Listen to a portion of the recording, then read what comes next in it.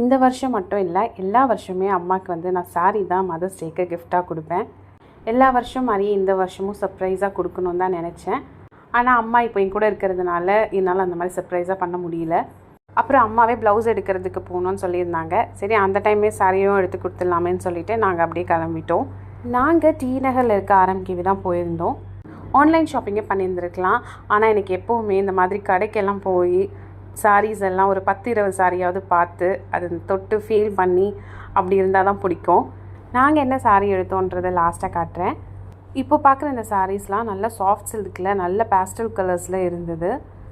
இங்கே ஷாப்பிங் முடிச்சுட்டு அப்படியே பக்கத்தில் இருக்க ஜெயச்சந்திரனில் ரிலேட்டிவ் ஒருத்தவங்களுக்கு குழந்த பிறந்திருக்கு. அந்த குட்டி பாப்பாக்கும் ட்ரெஸ் எடுத்துகிட்டு அப்படியே கிளம்பிட்டோம்.